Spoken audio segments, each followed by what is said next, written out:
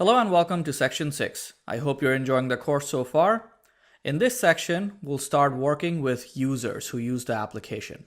Now here is a diagram of the users table that we're going to start with. Our users will have username and they'll have email address. Okay?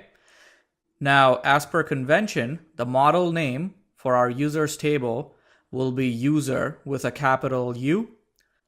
Then the table name, as we already discussed, will be users. And then we'll have a users controller. Now in our application, we've already built articles, right? We have the ability to create articles, read articles, edit articles, and delete articles. But we only want users who have signed up for the application to have the ability to perform a lot of those actions, like creating articles, then editing their own articles, deleting their own articles, etc. And for that, we need a way to track the users who create articles. Now, this can be done by having the user ID for the user creating the article stored in the articles table in the article row that's getting created. Okay, now what am I talking about? Let me pull up a diagram. Here we go. So you're going to have users create articles. And when the articles are getting created in the articles table, you need a way to track the user who's creating the article. And you would be able to track that by having this column right here called user ID. And in the user ID column, the ID of the user creating the article would be saved. So let's say Jack, who has user ID 3, is creating an article. When he creates this article, let's say he's creating the first article. When he creates it and he saves it, not only is the article going to be saved and have its own ID created, it's also going to store Jack's user ID in the user ID field of that article. Okay? So this user ID is called a foreign key. This foreign key references the user who created the article. Okay? That way you have an association between the tables. You have a way to track the relationship between the tables. Now, think of this as independent of Rails, okay? This will be with most relational databases.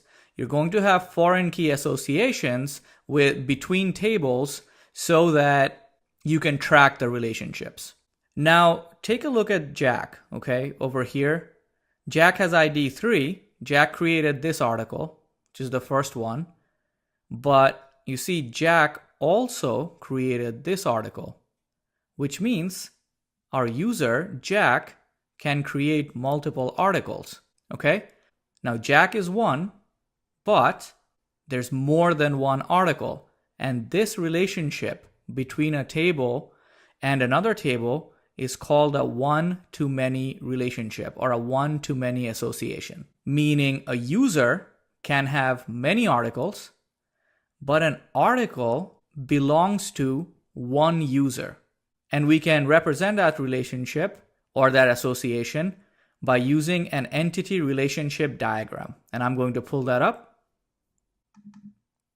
Now here is the entity relationship diagram between users and articles.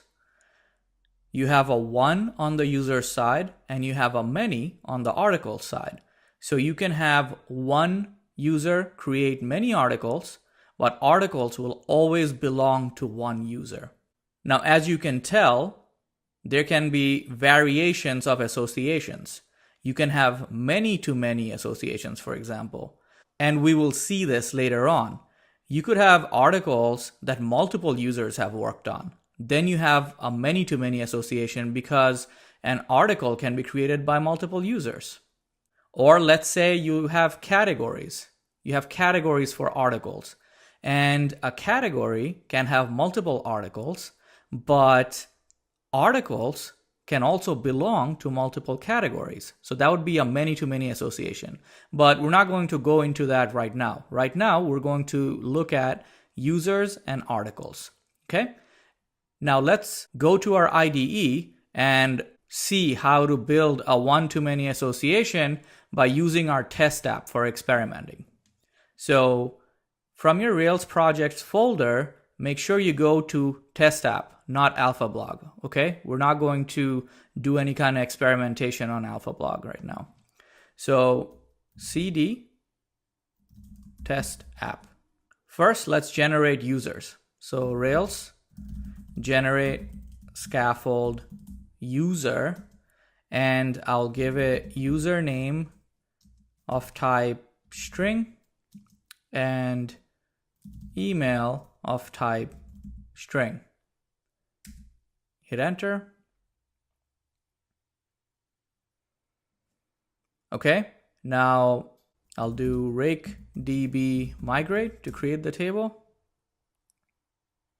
Okay, created table users. Now if I jump to Rails console, then user.all, if I just type in user, so we have the ID, we have username, we have email, created at, updated at. So let's create a user. User equals user with a caps U dot create username. I'll say John. Email, I'll say john@example.com.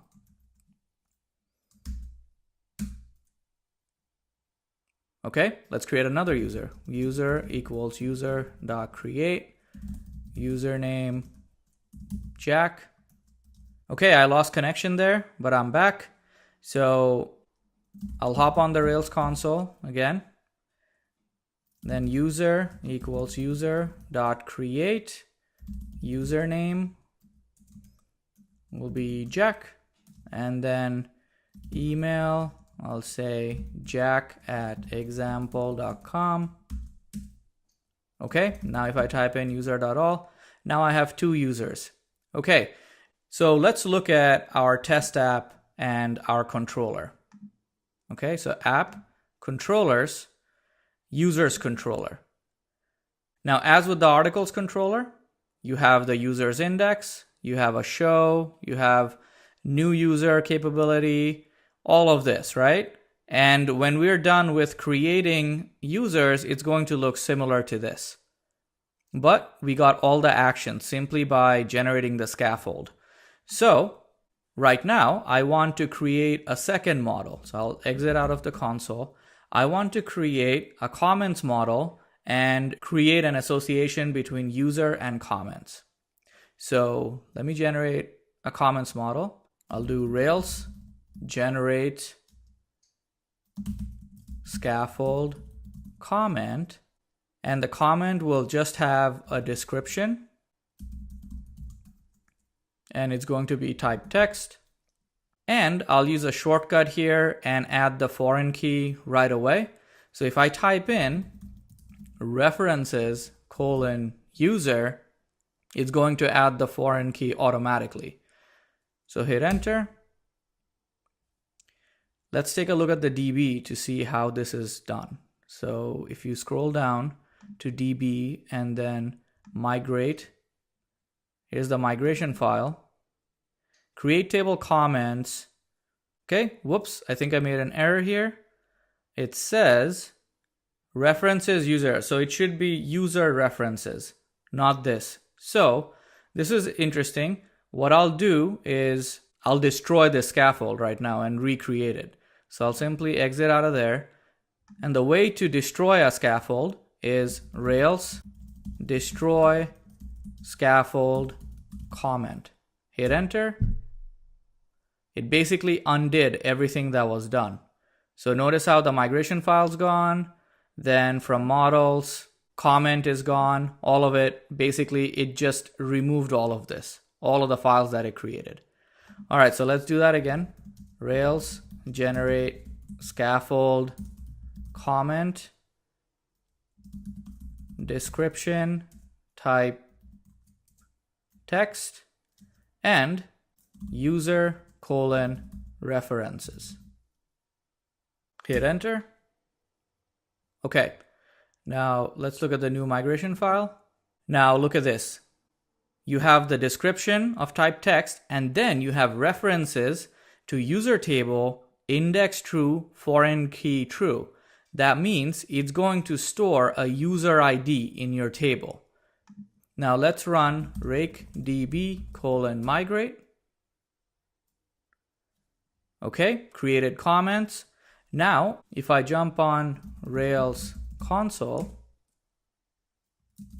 comment.all, and then comment, look at this. Look at what got created. You have your comment ID, you have description type text, but you also have this user ID of type integer, okay? And that is the foreign key. That's what we're going to use to track who created this comment, all right? So now, I'm going to exit out. Let's build the association. For the association, because of the way that we created it, if I go to the comment model, notice how it automatically gives you the belongs to user, okay? That's because we used references. And then in the user, I'm going to have has many space colon comments, plural, okay? Now what does that do?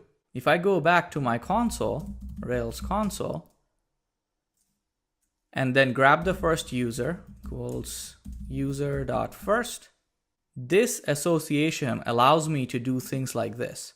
User.comments, hit enter. Notice how it generated a query for me. Now there are no comments, but I can simply reference all the comments that this user has made by typing in user.comments. Now I already have my user in this lowercase user, right? So let me create a comment. Comment equals comment.new description colon, I'll say this is a new comment. And to associate a user with this comment, I simply have to pass in the user. And I don't have to say this. I don't have to say user ID. I can pass in a virtual attribute, simply say user colon, and then I already have my user being referenced by this lowercase user. So user colon user. Okay, then comment.save. Now remember, my user is the first user I grabbed from the database. Now if I do user.comments, whoops, I seem to have a problem here. Oh, actually, I have to reload user. So I'll do user equals user.first. Now if I do user.comments, notice how the comment shows up. Now I can basically look up all of the user's comments or display specific comments just by referencing user.comments. And if I look at comment, there's the comment that got created. I can do something similar like this. Comment.user. So there is an example of a one-to-many association that we've created simply by having the foreign key and then this, which is has many comments, and in the comment model belongs to user. Okay, so that's all I wanted to cover in this video.